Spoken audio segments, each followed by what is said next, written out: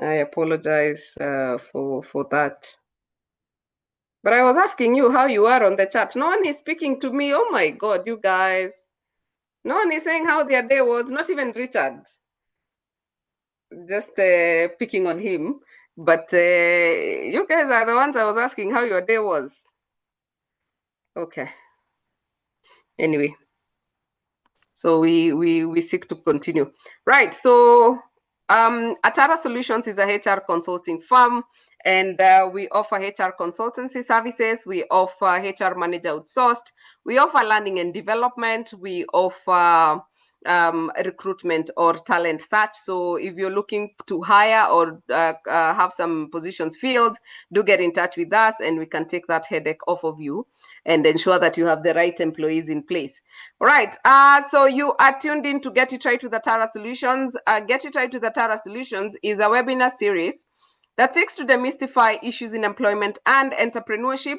We are here every Tuesday from 8 o'clock. We have been doing this since 2020 June. We are 6 years later, still here, still going strong, and looking forward to more days to come, and hoping that these have been impactful sessions to you. And of course, I am joined by my co-host, Mr. Richard. You can introduce yourself. Welcome, welcome, welcome, ladies and gentlemen. My name is Richard J. Magoma, HR professional. I assist people in interview preparation and also to speak with eloquence so that you can smile all the way to the bank like my good friend, model of choice. Thank Excellent. You. Excellent. And you guys, thank you for confirming. I see you had a good day. Some people are saying they had a busy day. Very much, very good. And I apologize that our sign language interpreter is on leave. She's on maternity leave. And so we are trying to see how to work things around. But nonetheless, especially for an important day like today when we're talking about inclusivity, that should have really featured, but we are hopeful. So tonight, we want to understand where you come in when it comes to the act that talks about persons with disability or people who are abled differently. And we have an expert in this area, somebody who has been a champion of persons living with disability. And he is here to unpack for us what are the adjustments that we need to make as HR professionals. And we are honored to have our partners in East Africa. We have my good friend Herbert Zake. Herbert Zake runs an organization called Steadfast Quality Solutions. And Steadfast Quality Solutions is a HR and public relations consulting firm located in Kampala, Uganda. If you're looking for HR services in Uganda, then Herbert Zake is the person you go for. And of course, we have our partners, K2 HR Services, where if you're looking to outsource staff outsourcing services and HR solutions in Rwanda, then K2 HR or K2 Career Center are our partners, and they should be able to support you in that. So tonight, to help us unpack the issues around the Act on PWD and the adjustments that we need to have, we have Mr. Alan Were Maonga, who is has over a decade in HR in terms of experience and diversity and inclusion and accessibility. He specializes in disability inclusive employment and is very passionate about helping organizations build inclusive, resilient, and high-performing workplaces. And he's a trainer and a human resource leader, and he has come up with proper strategies and practical ones to help you enable you to implement disability inclusive work practices. So with us, we're very honored to have you, and thank you very much for agreeing to be here. And please take it away, Mr. Alan.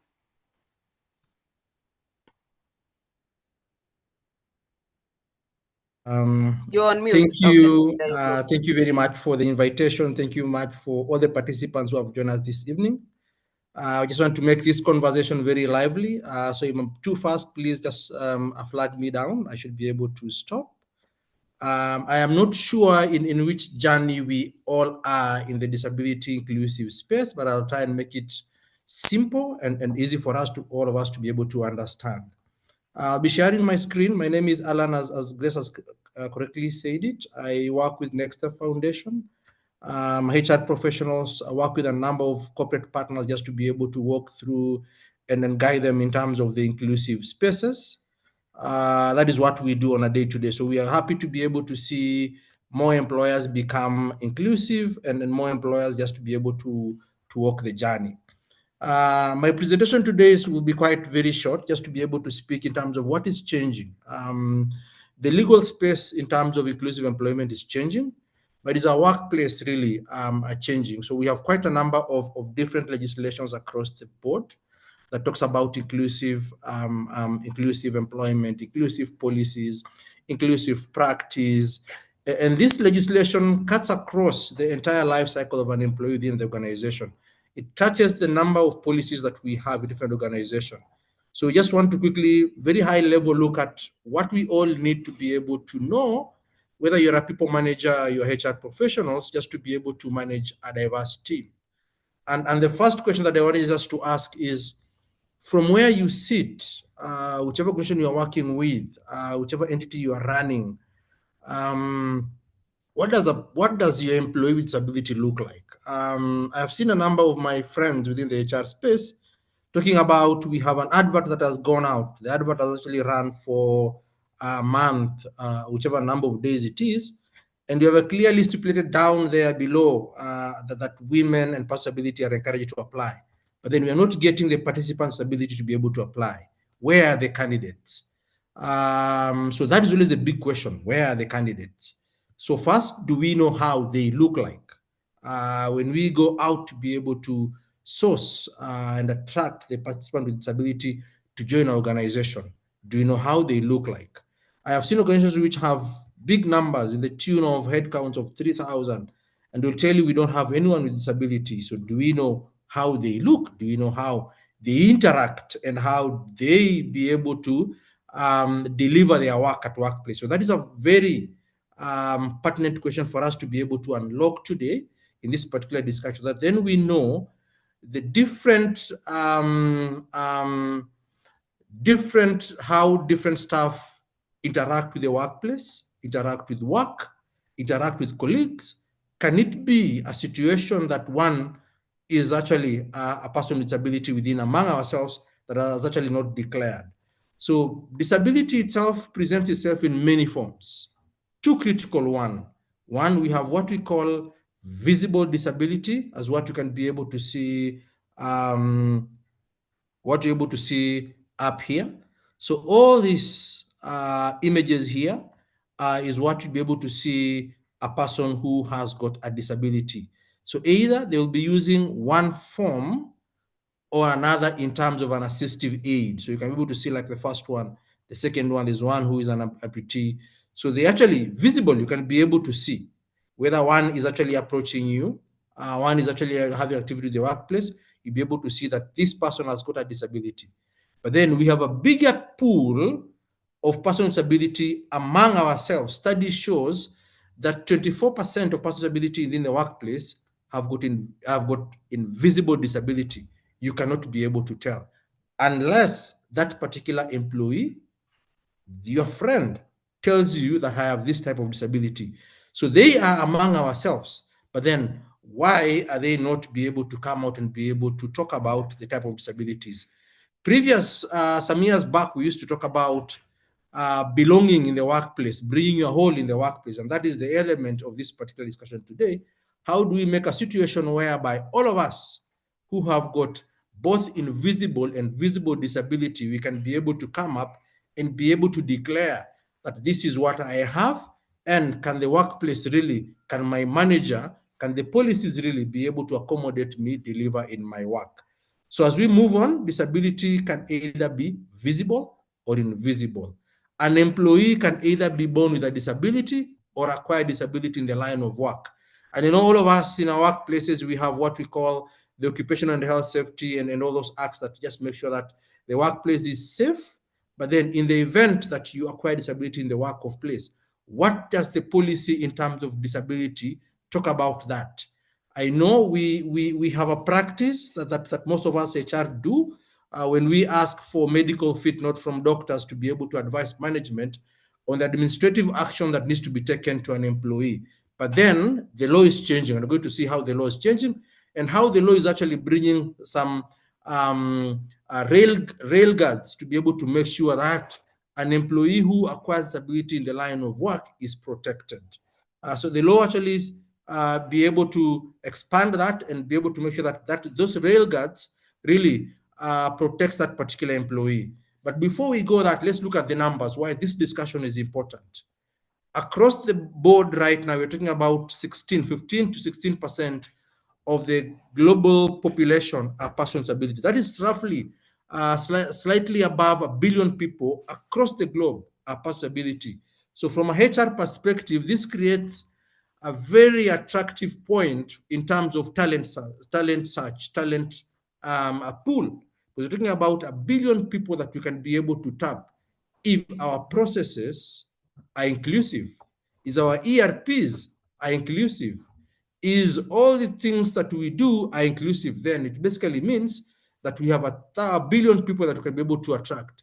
You can imagine if you a product or a service company that is inclusive, then it basically means that you open the doors to 1 billion people, and that is money on the table that you actually need to be able to pick.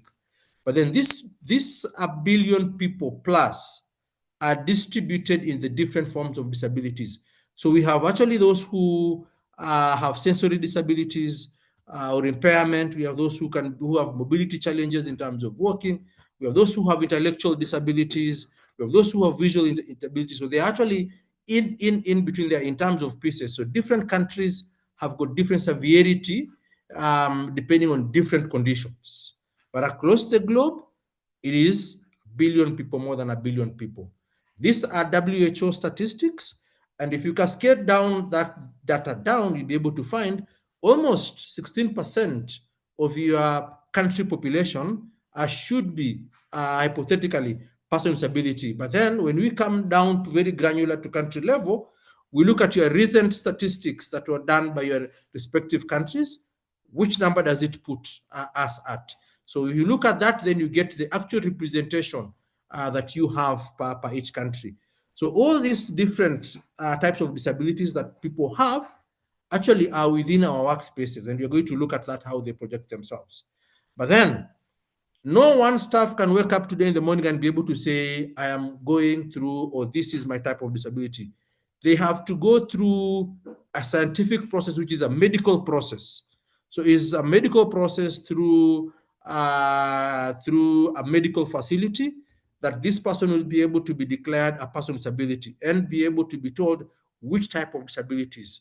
So different countries have got different metrics that they test any individual who walks into their facility will be able to be tested for disability, and you'll be given which category you are in and be registered to be a person with disability.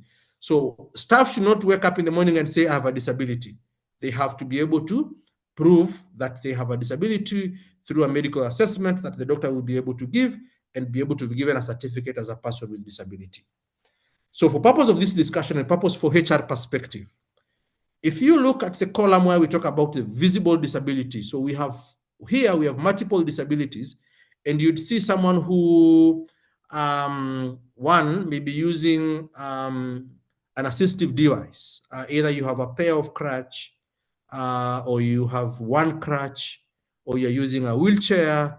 But then in addition to that, in terms of mobility disability, then you have another layer of disability that you have. So you'll have an employee who has multiple types of disabilities within the same workplace. And that particular employee would interact with the work differently and would deliver the same work differently than someone who does not have a disability. Same applies to physical disability. This is someone who has got either cerebral palsy or one of the upper limbs or lower limbs have been amputated, which you can be able to visibly see. And that basically means the reasonable adjustment in terms of which type of seat Which type of desk? Do you have adjustable desk in the workplaces?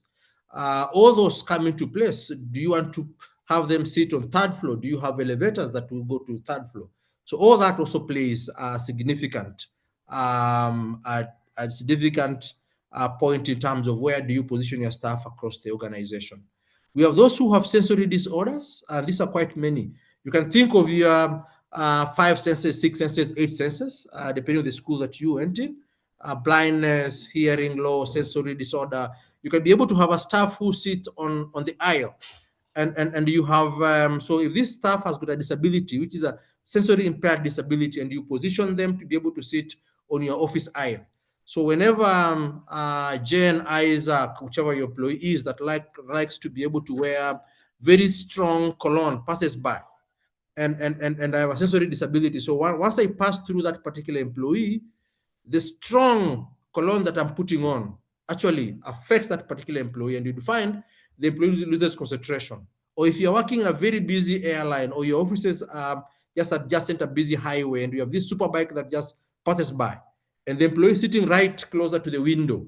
So that particular noise that will pass with that super bike really triggers that particular employee, and the employee actually loses concentration and loses the thought process within the work. So all these things, once the employee is able to disclose, then you're able to know as a HR person, where do you position the employee in terms of sitting position.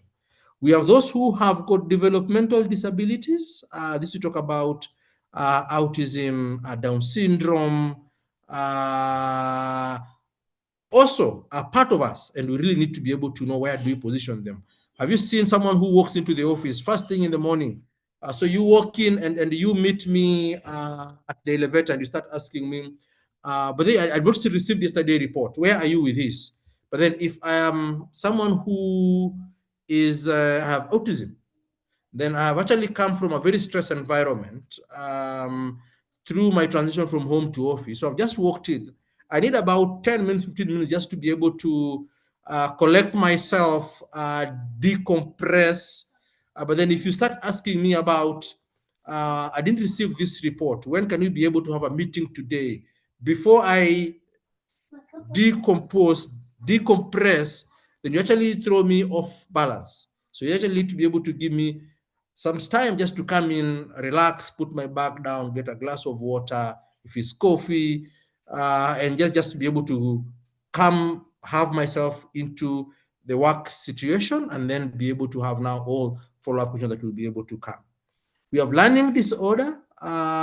This we talk about reading difficulties, math difficulties, writing difficulties, and all these things just speak directly to how we organize our meetings. Do we send minutes of meetings after the meetings? When we send calendar invites, do we put in, or do we have a laundry list of agendas to be discussed? Who will be speaking in that meeting? So all these learning disabilities are actually been able to be easily addressed by having some reasonable adjustment that we speak as we move on. In terms of communication disabilities, we have those who have got challenges in terms of speaking, those who will take time to be able to voice. So good etiquette is if there's a hard word, for example, I'm trying to say disability. So do not be in a rush to be able to come and help me finish the word. So don't help me finish the word. Just give me time, be a bit of patient, allow me to be able to finish what I'm saying. I've seen situations whereby we are all in a rush to be able to call candidates for an interview, but then you call, the candidate on the other side receives the phone, but the candidate has got challenges in terms of saying hello. So it'll take time to be able to say hello. By the time you or this other side, you already said hello, hello, and on the call, and be able to hang the call. So by you be able to know which type of disability an employee has, a candidate has, will be able to help you effectively communicate with that particular candidate. And finally, we have what we call behavioral or emotional disabilities. And this is whereby most of us within HR will say, Alan in HR is a difficult person. Alan in HR keeps on procrastinating. Alan in HR does not keep time. But then Alan in HR is always very fearful. He would want to double check. I've already sent an email, but I don't want to check. Did the email go? Is there any typo of this particular email? Is it a type of behavioral and emotional disability that particular employee is going in? But then for you to be able to answer that question, this particular employee has to go through a medical assessment that is done in medical facilities and be able to determine if they have a disability and which level they are in. So we have different forms of disabilities. Different countries have got different classifications of disabilities.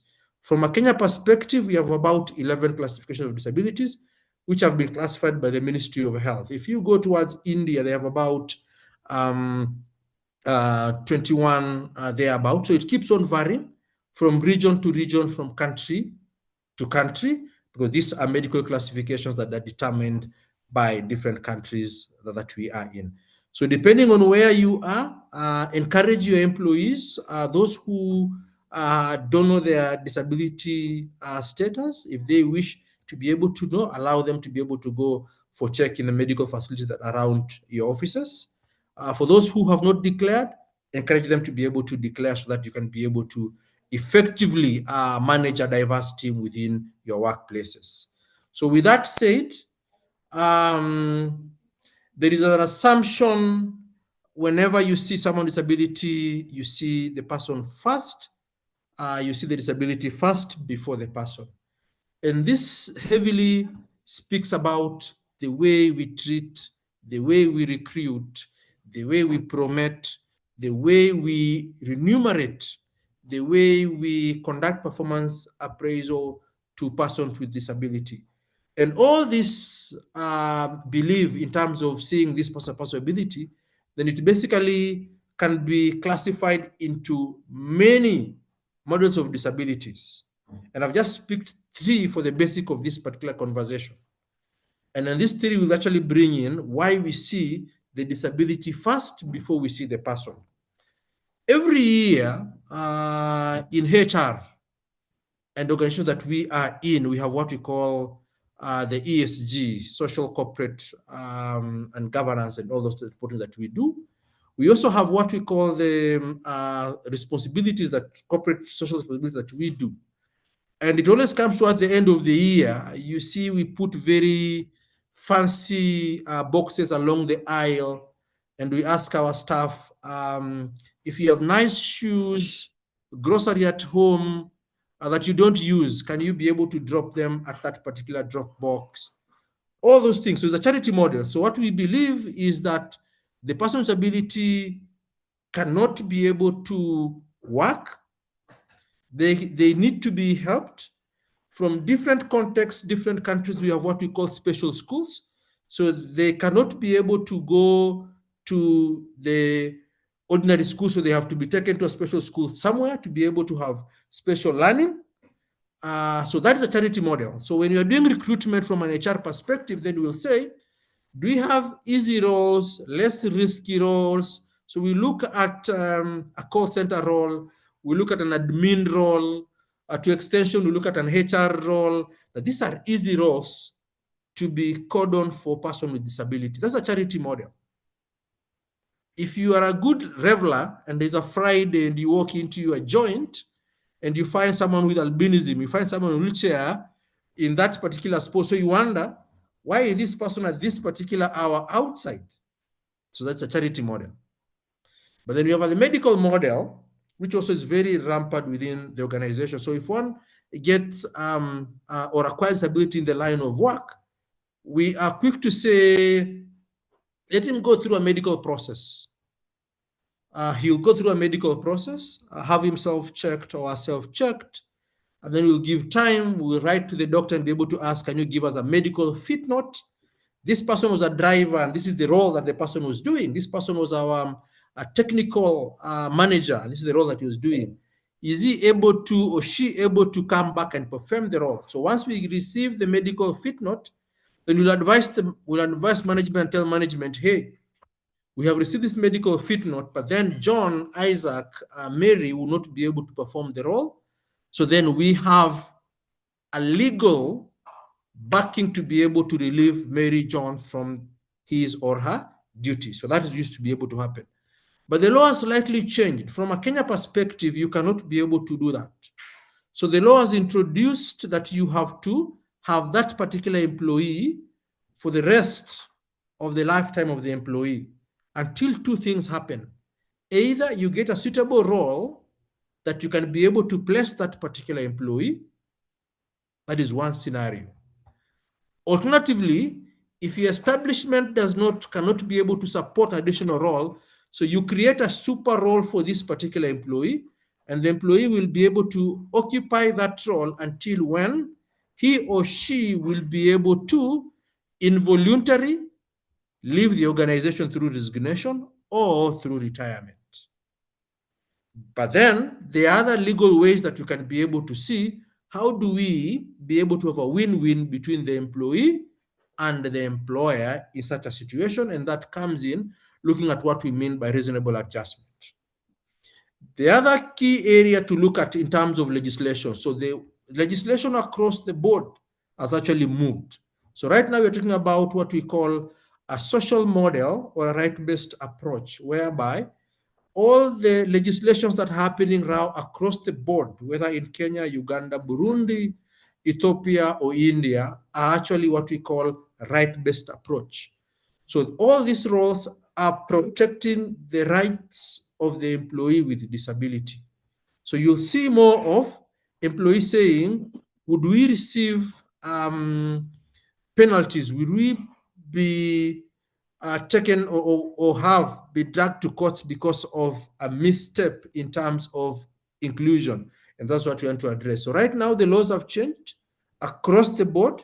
Is now a right-based approach that we are looking at in terms of creating universal designs. So I don't need to be able to come to your workspace and be able to ask for a concave keyboard.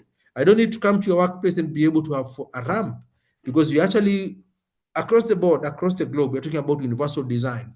So if you are putting up a new office premise, then are you able to be able to have that office structure come in already inclusive? So built in with already inclusive accessibility features.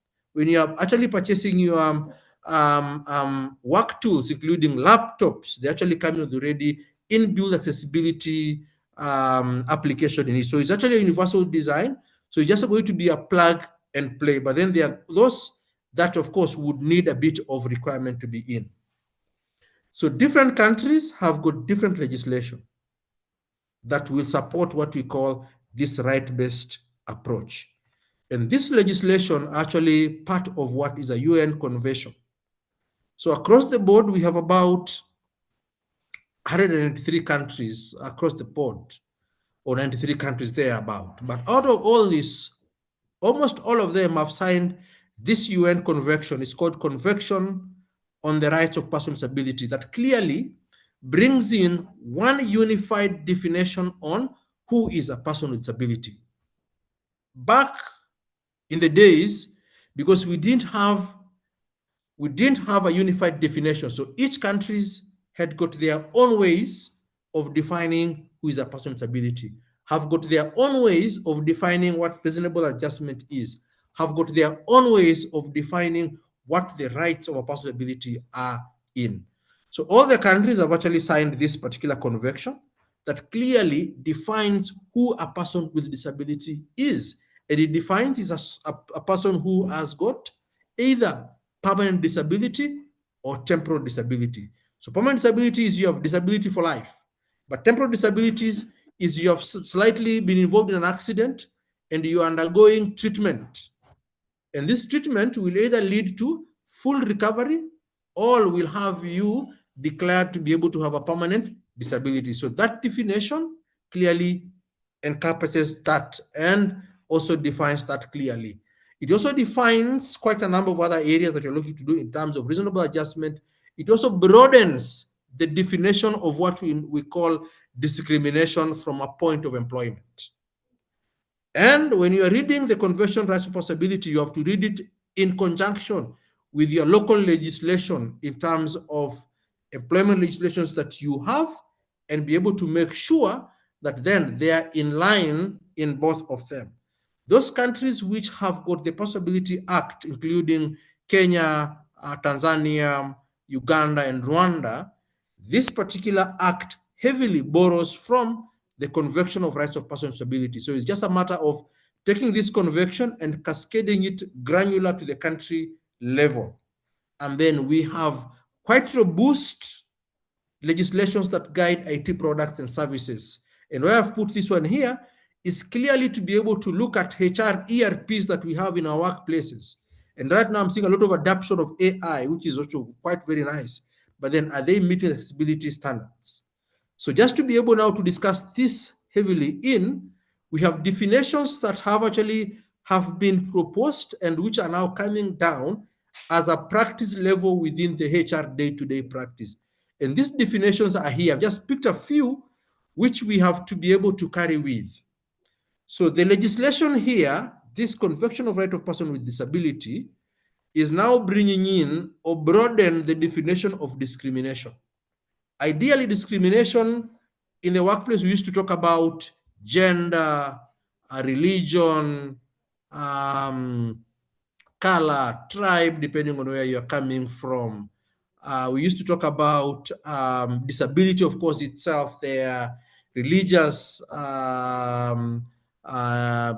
beliefs, or whichever side of the coin you are in, and all that. But then, in terms of disability, what is coming in is the addition, any exclusion or restriction, but this was there. So it is including denial of reasonable accommodation. So if you look at the Employment Act, whichever country you are in, then add the phrase including denial of reasonable accommodation has also been included as part of discrimination. And I want to give an example. You have called in for applicants to be able to apply for a job, and the job is sitting on your website under the career page. Is that website accessible? Is the person with disability, in terms of the person with visual impairment, can he or she be able to access that particular advert? If you're having what we call your first level of interview is the aptitude test, and you have put this quite nice arithmetic that says if A and B and C, and you have given us 10 seconds to be able to work on that particular arithmetic and be able to solve it. So if I am having challenges with my upper limb, so one of my upper limbs is shorter, and you need me to be able to do keyboarding shortcut very fast, then what is the reasonable adjustment for me? Because my speed will not be equal to the person whose upper limbs are of equal length. So that is what we call reasonable adjustment. In terms of reasonable adjustment or reasonable accommodation has also been clearly defined into that particular act, legislation across the board, depending on which country you're coming in. It says it is a necessary adjustment, and this adjustment must not cause or impose undue burden. A good example is you are a banking facility and your premises are on third floor. And this is a leased premise. So there are no elevators up there. And you're actually sourcing for a candidate. You get a good candidate who is on wheelchair. You don't have elevators, you're on third floor. Then what is the reasonable adjustment that you can be able to give this particular employee? Can the employee work from home? Is it possible? Depending on the nature of the job. If it causes undue burden for you to be able to accommodate me, undue burden, of course, you have actually to prove that it's causing undue burden, then you can actually communicate to the employee why we will not be able to proceed with his candidature, because the reasonable accommodation will be able to cause undue burden. But in the event that you cannot be able to substantiate that accommodating this particular candidate, accommodating this particular customer would cause undue burden, then you have to offer reasonable adjustment, or we term it as discrimination. Again, the law is calling for universal designs, and universal design basically is a plug and play. If you're setting out your job adverts and saying, can you apply for this job? Do you really include a telephone number, email address, and say, if you need reasonable adjustment, you can be able to write to us through this number, or call us in advance and tell us you need reasonable adjustment. That is what you're calling universal designs, just to make sure that it's a plug and play. If you're doing your procurement and you're actually building in and remodeling your restrooms, then can you be able to have them to be universally designed? That is very easy for anybody to come and be able to plug. And then the law is also changing in terms of looking at what are the support services. And support services are critical to be able to make sure that you are removing barriers in the touch point of this particular employee in your organization. And these support services includes, do we have sign language interpreters within our premises? And it's very easy. You can look at those bubbly employees who we always like to be able to have them go into our employee engagement groups. Can they be able to have a stretch role and be able to learn language interpreters? So that whenever you are having an employee that needs to be able to service of an interpreter, then you have one. The law is also changing. We have those employees who would want to use guide dogs or service dogs. Then how is our workplaces? Are we the employer of choice that we have cordoned an area and we have a guide that can be able to take care of the service dogs in our absence? So let's look at all these things depending on where you are and be able to see how well do we have all these services also embedded in our policies in terms of, if you want to be able to come with your guide dog into the workplace, then what are the policies around that guide dog? Where will it be stationed? Who will feed it? How is the hygiene within? So all those things have to be able to be embedded within your employee policies. Readers in the workplaces, institutional support necessary. In our workplace, because we're actually very inclusive, some of the support services we do is whenever we have an employee, a good employee that we have actually sourced outside, and the employee would need the services of a caregiver, then we actually bring in the employee and the caregiver. So we actually have got a situation whereby one role we get two staff. So then as a HR practitioner here, you don't want to have a situation whereby you have Alan who has come in, and Alan has come in with a support person that I need to have my support person round the clock. So in terms of your policies, then you also need to look at, in terms of that support service, how do you contract this particular person? And what are the gives and takes? Because then you don't have to have a situation whereby you have another person in the organization who comes in at 8 and just sits around, not really engaged. But then what are the other minimum qualifications that you can be able to ask that employee? When you come into the workplace, we agree you to come with a support person, but these are the minimum requirements we also want you to be able to meet as a support person to support our employee deliver on the job. And then what is the contracting space? Because then you'd want to have both employees under the same lens in terms of disciplinary, in terms of performance, so that then you have a uniform culture within the organization. So these are key definitions, but I thought I should be able to bring them up to us for us to be able to know. But there are quite many. Feel free to be able to get that convection. It's called Convection on the Rights of Persons with Disability, just to be able to look at it and see the laundry list of that particular definition. And also read closely the PWD Act for that particular perspective. From a Kenyan perspective, there's another definition of public places that is also in the PWD Act of 2025 that clearly states any entity, any organization, any space that is open to the general public is a public space, and they need to be able to adhere to standards that are set to be able to make sure that it is universally accessible. So slightly going down into the employment spaces. So if you look at the different acts that we have in different countries, so far within the East African region, we have these 4 who have enacted their disability acts, and it comes with different quotas. Instance, for Kenya perspective, it is now mandatory for all public entities to be able to hire 5% of their headcount need to be persons with or employees with disabilities.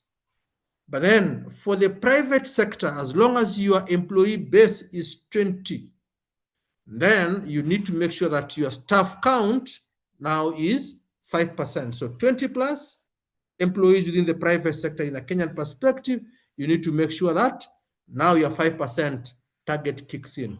And you have to do a mandatory annual reporting at the end of the year. So what is happening right now to operationalize that particular act, the council is working around the clock to be able to give us a template in terms of how we are going to be able to do that reporting every year. From a Rwanda perspective, regardless whether you are in public or private sector, you need to be able to meet your 5% quota in terms of your headcount. And this, we say, it is one of the strongest quota system within the entire Africa, because it says 5% in regardless whether it is 2 employee, 3 employee. In Uganda perspective, the act is slightly flexible and gives leeway to the minister to be able to give the percentages on year to year. So that is quite of a moving target. So this year will be 2%, 2% for private, for 2% for public sector, 5%. So it's actually a moving target that is set by the minister. For Uganda perspective, all registered employers in the country are actually supposed to be able to have a 2% of their staff is persons with disabilities. So that is the law that is there. Is the law that all of us need to be able to see how do we actualize this particular 5%, 2%, and the respective quota that we have. Different countries within the East Africa, which are not listed under here, have got some rights that are inbuilt into their employment laws to be able to safeguard the person's stability into that particular country. But the win-win situation that comes in, because it's a tall order, you can be able to see 5%, 2%, and a slightly ministerial orders in terms of that comes in. But then how do you actualize these numbers? So what the respective countries across the East African regions are doing are giving incentives to both the employees who come and say, I am employed and have a disability, to be able to encourage disclosure, to be able to encourage all persons with disability who are eligible to work and have got the minimum competency to be able to join an organization and fill a role, to be able to come up and be able to be part of the process. There's also incentives that go to the employer. But then there is slightly a catch here. So all the countries in the East African space are doing very well on the employer side of it. So very strong. So everybody is giving incentive to the employers to be able to walk the journey. And this incentive is quite a big array depending on the country that you're coming in. So we have tax exemption that are related to the persons that you are hiring. We have those who give in terms of, if you modify your office, 50% of that cost comes back to you in terms of tax rebate. If you buy assistive devices, assistive furniture in your workplaces, you'll be able to get that. But then there is an element of proof. The council in your respective, national councils in your respective countries have to be able to ascertain that that person you have employed is a person with disability. So registration of the person of your employee with disability is critical in this particular journey. On the employee side, here is where we have the reliefs. So apart from Kenya, all other countries do not extend the relief to the employee with disability. So from a Kenyan perspective, as long as you have what we call visible disability, we can be able to see that you're using a white cane. We can be able to see your mobility, you have mobility challenges. Either you are how you walk, your upper limbs or lower limbs are not of equal length. You're using a white cane, you're using a crutch, a pair or a single crutch, then you get a tax relief up to 150,000 Kenya shillings. But if you have invisible disability, disability that you cannot be able to see, then you don't get a tax exemption from a Kenyan perspective. Right now, the law is actually moving towards extending the tax relief to guardians and parents with persons with disability. But what is happening to all employees and all employee stability in the East African space, all of them are being protected against discrimination and the failure to give reasonable adjustment. So what is happening? It is a must for all employers within the East African region to be able to avoid discrimination in all the touch points that the employees and countries of ability will come with, and also is mandatory for us to be able to offer reasonable adjustment to all our employees. But then you would wonder, with all these incentives, then where are persons with disability? So we have a laundry list of barriers that hinder our persons candidates ability to be able to join the workplace. One is the lack of awareness and confidence. So you'd want to start, but it's the fear of the unknown. How will I do it? I really don't know how to be able to accommodate possibility. So that disability confidence is lacking. And then thank you for the solution for creating this particular session for us to be able just to slightly have the conversation. So there's that element. I'm fearing, I don't know where to start. That is there is a big barrier. Unconscious bias, whereby we talk about, and this misconception, persons with disability are poor performance. They will utilize all our medical cover. They'll be on sick leave. Absenteeism will be high. It's unconscious bias that is there. It is expensive to be able to accommodate a person's disability. Inaccessible recruitment platform, and I've talked about the WhatsApp. We like sending right now adverts on WhatsApp on PDF. Is it readable? If I'm using a readable application, can I be able to read that advert? We talk about physical accessibility barriers. You hire me, I am on wheelchair, I cannot be able to access the CEO's office, that is the corner office. I cannot be able to come to the HR office because there are no ramps for me to be able to reach there. If I'm visually impaired and I walk into the elevator is not speaking back to me. I cannot hear doors opening. Third floor, doors closing. That is an inaccessible features. Skills gap. Who is training possibility to be able to join this specific field you are in security, you are in the oil, petroleum industry? Of course, weak policies. That does not go without mentioning weak implementation legislation. We have poor data. At the end of every month, as HR people, as people managers, we like consuming data in terms of what is our head count. We have ladies, we have gentlemen, but then do we look at how many people with disabilities do we have internally who have come and declare? We have limited disability commitment and limited accessibility, limited assistive technology. So all this is a laundry list, a cocktail of just a snapshot of what is preventing our possibility from being able to come and declare. But then we have what we call the strongest drivers of change or drivers of inclusive. And this I've just picked about 6 that will be able to make us to be able to start the journey. How do you start the journey? One, there need to be leadership and accountability. This is basically, you have that person in your C-suite who is vouching for inclusive, because you will need to be able to look at all your 10, 20, 30 policies in your workplaces and be able to make sure that they are inclusive. How do you hire? They need to be inclusive. How do you do your comp and benefit discussion? How do you do your performance and management discussion? So all those touch points need to be able to have an inclusive lens in it. I have seen organizations which have got one single inclusive policy. Well and good, that is fine. But then what happens to the other policies? All the other policies, for us to be able to make sure that we are touching on what we call inclusive culture and awareness, apart from training, that it has to be anchored in the different laws that we have. So leadership in terms of accountability has to be there. Who will be able to vouch, set aside for, approve the policies, set aside for resources if need be. Inclusive policies I've talked about without not saying. This is the foundation of inclusive employment in our organization. So let's look at all those touch points. What necessary adjustment do we put?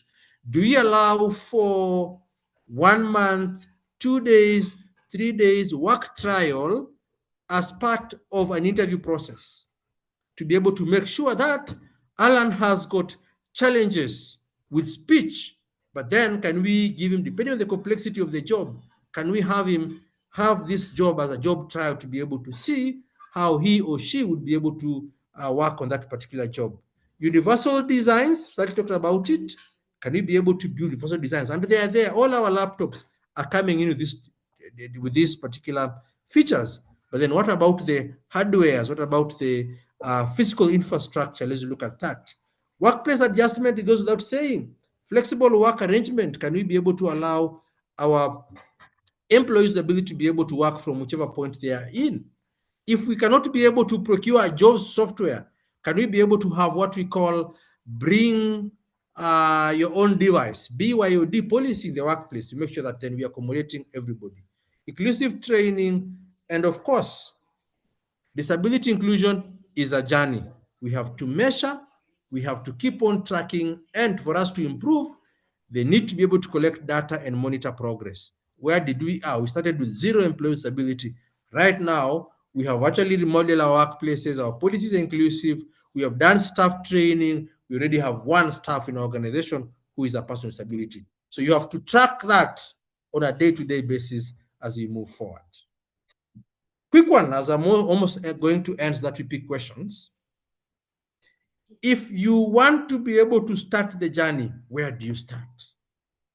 One, you have to have what we call leadership commitment. Leadership must be committed to be able to say, let's start the journey. Let's look at the architecture of our organization in terms of policies, in terms of workplace arrangement, in terms of all the culture that we have, and be able to start remodeling, start looking at the architecture, looking at your policies. You have to have leadership commitment to be able to walk this journey. You have actually to be able to, again, look at the state of your organization in terms of an assessment. Is it suitable right now to be able to onboard someone with physical disability or invisible disability, and then be able to bring everybody in?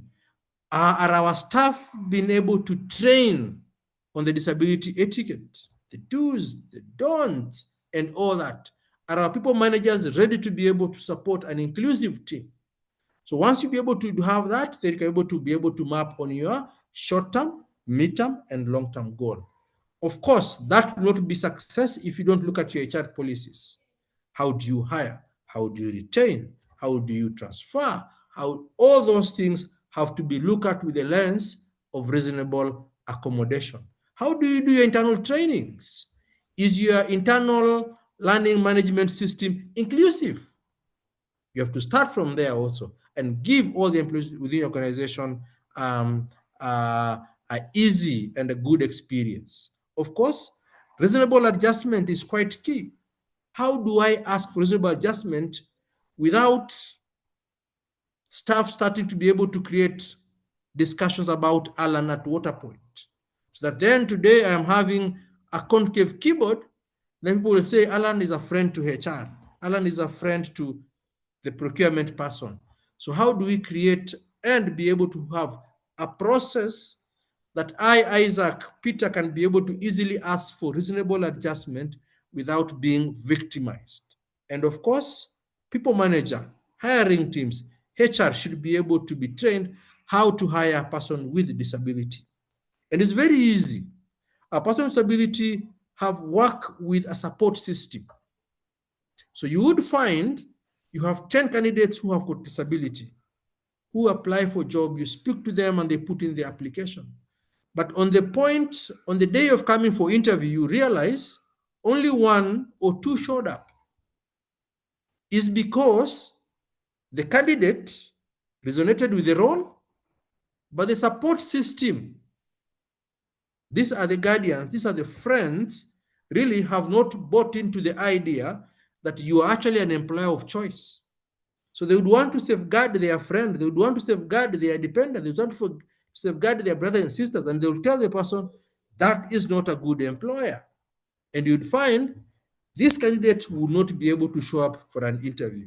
So when you actually looking out to be able to hire possibility, you have to make sure that then the role should be able to resonate to the candidate and to the support system to be able to have a good buy-in. That is why you see most candidates would say, we have not seen somebody apply, is because then it is either the support system or the candidate who have not resonated with that particular organization. In terms of building partnership, you have to build partnership with organizations of possibility to be able to help you remodel, redesign, and look at everything with the lens of this particular employee and making sure that there is integration whenever the employee comes into point. And of course, finally, is to be able to create a focal point person, the person that will be able to make sure if you're doing procurement, then have we factored in the element of inclusivity?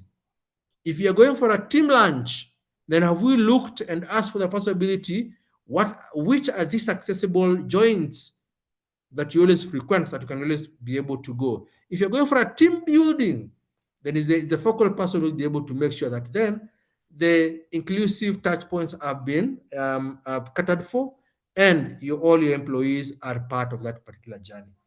But we have among ourselves staff and organizations who have already started the journey. This journey is very nice. So what you need to be able to do, just make sure that you consistently keep on measuring your inclusion target. You're talking about 5% as the bare minimum. So as a target, have you set your target to be 30%? In terms of inclusion, have you set a target as an organization and say that we want to adopt sign language interpretation as our third communication in the organization? So what is this target that you're targeting? Let's start targeting that to make sure that we actually moving. Of course, continuous assessment just to make sure that we are looking at all the ERPs we have, all the processes we have internally. Who did we consider when we are building and who has been left out to make sure that no one is left behind? Introducing inclusive leadership program. This would be a long-lived champions that will make sure the program outlive the organization. And there's actually business sense to be able to be inclusive. We're talking about 1 billion people, not only from an employee perspective, but also from a business perspective. So it's quite big. And you have seen quite a number of organizations out here which are actually making it big in terms of inclusive spaces, because you actually see how you'll be able to get 2, 3 in terms of numbers, in terms of clients. And of course, it's now quite very big in terms of ESG reporting. In terms of disability, where are we at? How inclusive are we? From a supplier perspective, from an employee perspective, all that is now becoming very big in terms of ESG reporting. And of course, what will make sure that we leave the process and we calculate this inclusive hiring into an inclusive lifestyle in organization is the employee resource groups. These are groups that will just be checking in terms of what is going right, what needs to be changed, what needs to be done in the organization to make sure that then, from a HR perspective, you have a go-to group that you can easily work, co-create, and front best practice for all of us in our organization. And finally, let's continue to measure and continue to improve. So those are simple steps for anybody who's starting the journey and anybody who is moving. We have many legal cases that have already been determined with many legal employment courts across the globe. Feel free as a HR practitioner just to be able to go and read and be able to see what happened. In your policies, in terms of a Kenya perspective and Tanzania perspective, what we talk about is the minimum retirement age. So for continuity, and we talk about continuity improvement, you have your retirement age at 60 years or 40 years. So most of these laws say 5 years above the mandatory retirement age. But then we have an employee who did not disclose that they have a disability. But what has happened? You have already gone ahead as a good HR and already started your succession planning. So you've already actually offered out a rollout in terms of someone to be able to come and fill that role. But then the employee tells you, hey, I'm here to stay for another 5 years. What is your internal policy saying about that situation? When can you be able to disclose and we uphold that? And when can you disclose and we actually quash that out and say you actually transition out of the business? So you have actually to look at your internal policies and make sure they resonate with all your employees in that particular organization. Finally, disability inclusion is a journey. So you cannot be able to wake up today and be able to say you want to be at your 5% tomorrow. No, for the basic reason, all types of disabilities, even if it's separable disabilities, we don't have one fit all solution or reasonable adjustment for all. They are all unique. So that's why it's a journey that you have to walk step by step, speak to the person with disability in your organization and ask them, how will they want to be accommodated? In this particular space that we are in, we say we put the person first, the disability comes in, follows. So when you're saying a person with disability, you don't say able differently.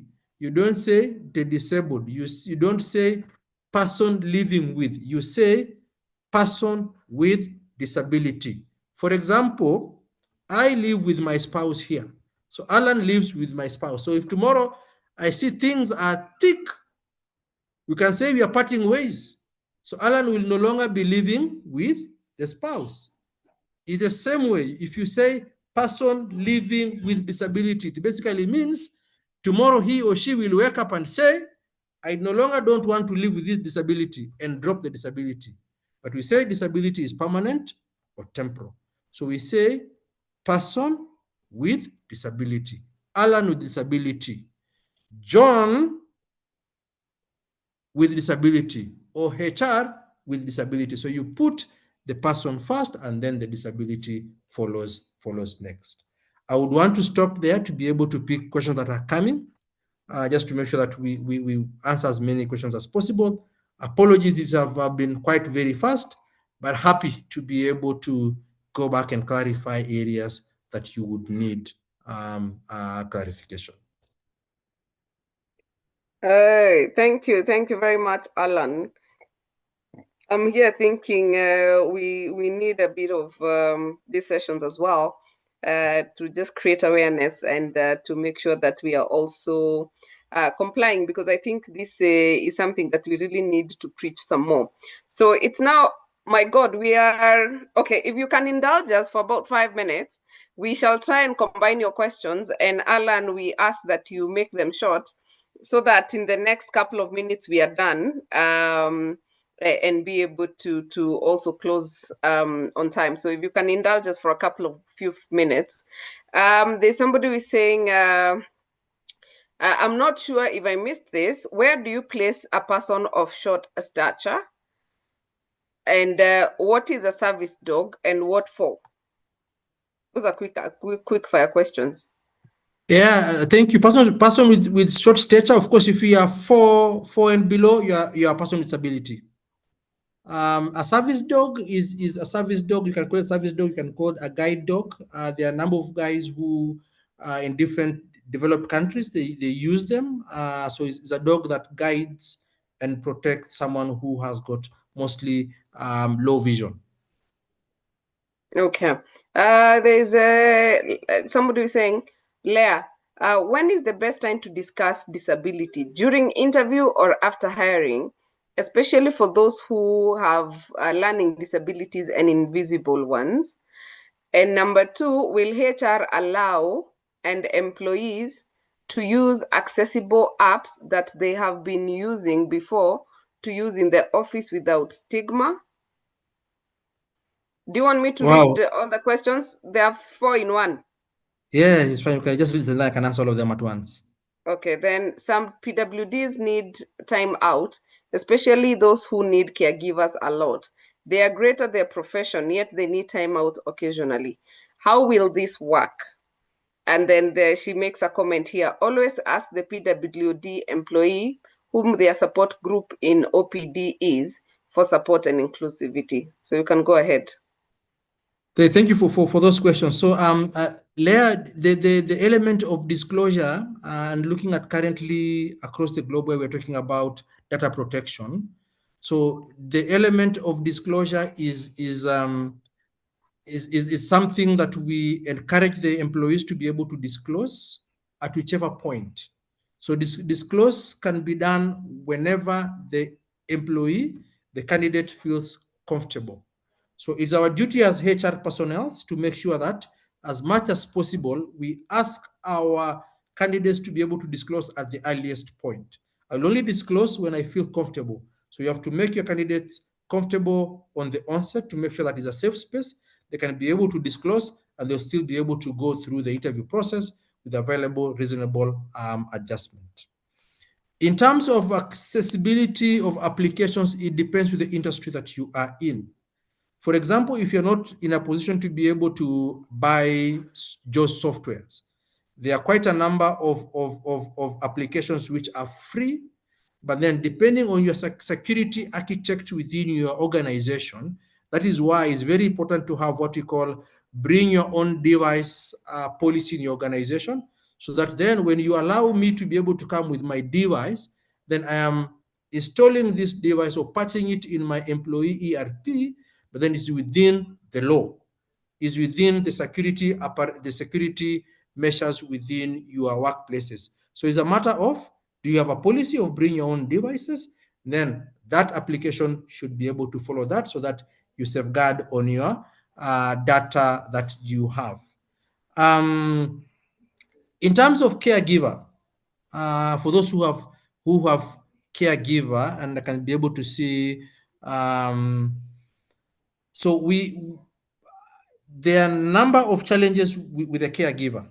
And the caregiver, first of all, is who is a caregiver. So that has to be clearly be defined, because that also brings in how do you contract the caregiver to be able to make sure that they are within the laws governing your workplaces in terms of time in, time out, performance, remuneration, and all that.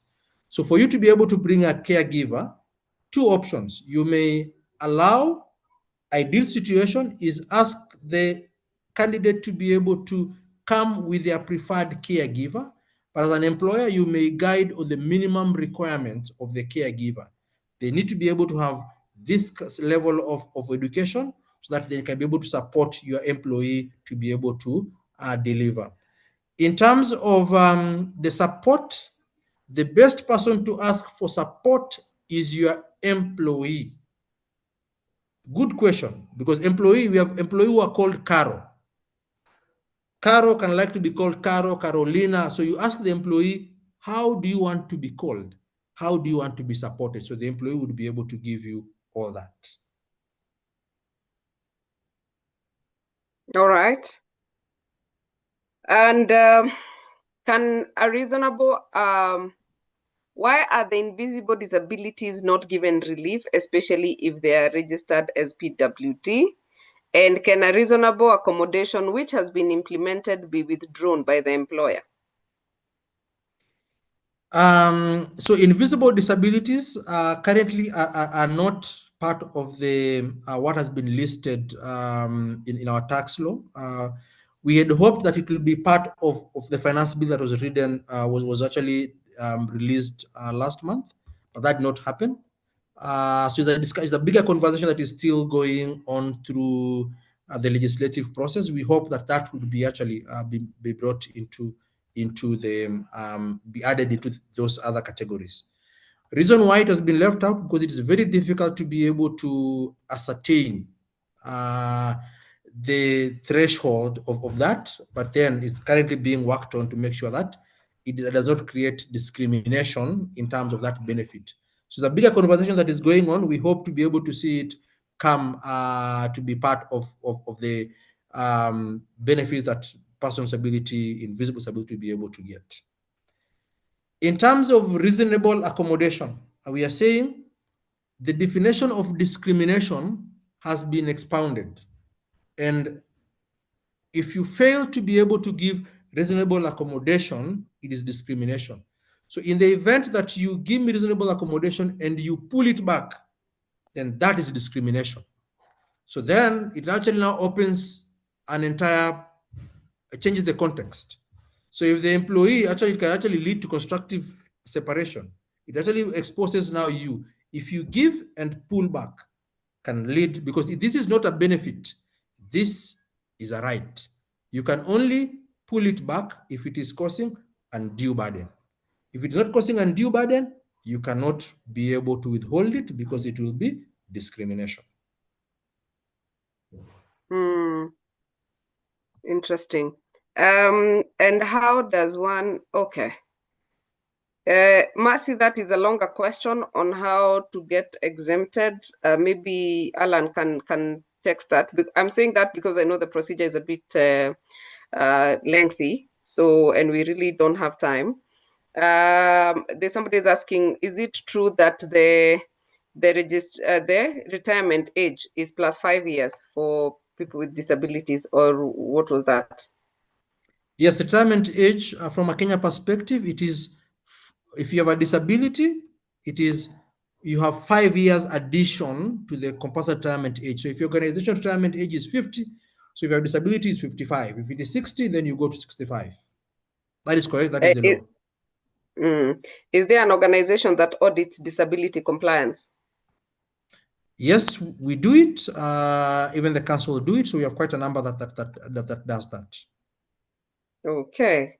All right. I think tests can be done. Example, people living with sickle cell disease or epilepsy. Okay, I think that one was answering something. All right, Richard, anything quickly?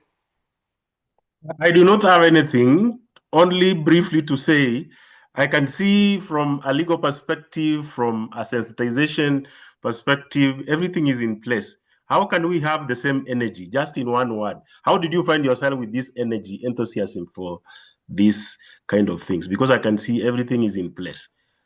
How can we become you? In other words, let's have more conversation. I'm happy. I'm a phone call away to have more conversation. It is a business case for personal disability. I can give you quite many people who have done very well. A good example is Safaricom, if I can be able to use them here. We're talking about 3 million Kenyans who have got disability in this country. So if you have your solutions which are open and accessible to possibility, you actually have 3 million Kenyans who can be able to join. The numbers are big as you move outside. So you can be able to see. So for example, if you want, this is money on the table. So if you want to money on the table is there. If you're an HR person here and you're looking for quick, nice, and grounded stuff that will not be exiting tomorrow because a new sheriff has come in town, then you have a pool here that very few employers are actually targeting. That's true.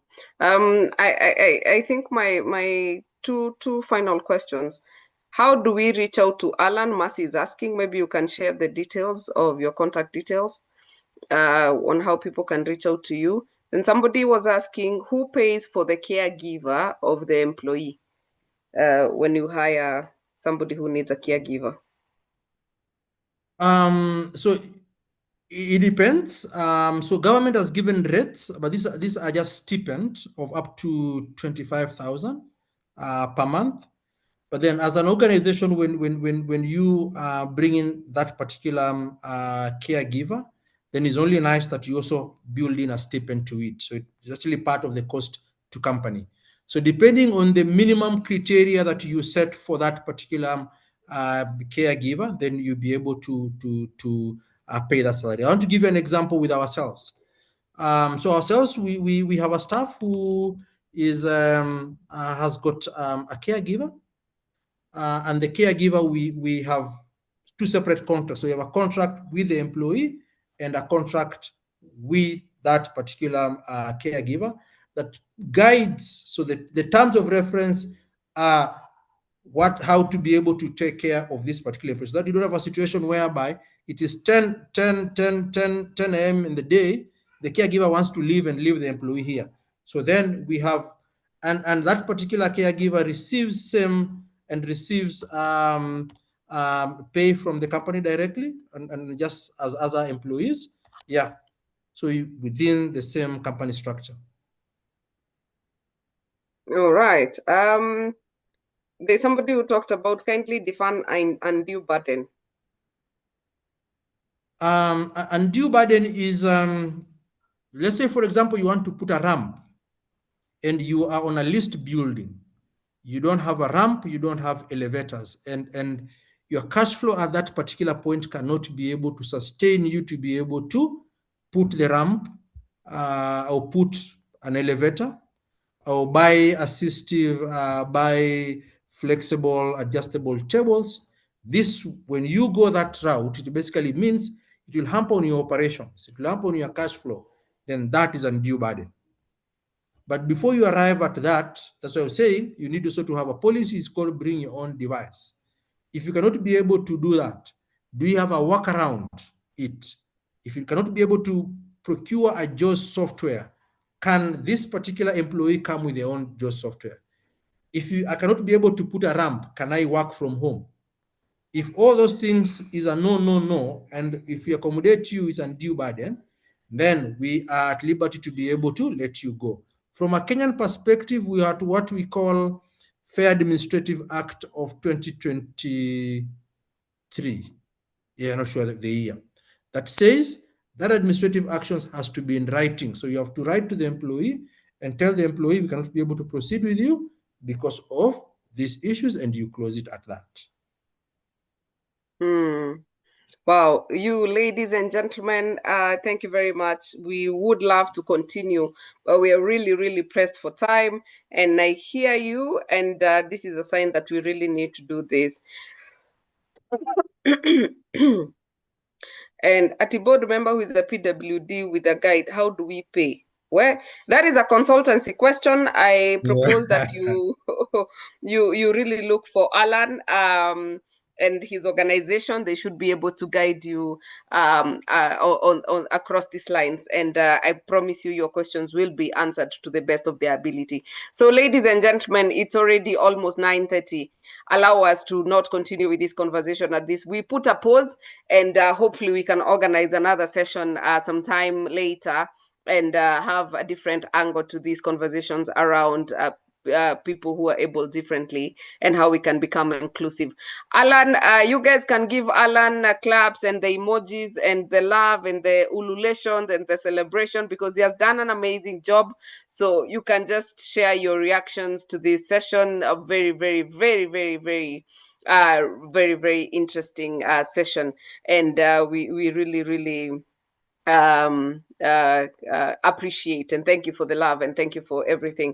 So please join us. If you are a follower of Atara Solutions and you'd like to see what other conversations we're having, Paul has shared our WhatsApp group on the chat. Please join us. We are also going to upload this on our YouTube channel. You can also subscribe. And he has shared the YouTube channel link so that you can get to review this recording and get to appreciate the conversation further. And of course, we are hoping that you can join us in Arusha for the Africa HR Summit happening from the 19th to 21st of August, and registration starts on the 18th, and there's a tour on the 22nd down in Arusha. You are all welcome for the Africa HR Summit. Thank you very much, guys, and see you next time, same place, same time, as we discuss yet another interesting topic. Atara Solutions is your trendsetter, and I hope that you pick these conversations to continue in your workplaces. Asanteni sana, and have yourselves a lovely evening. Good night. Good night, everybody.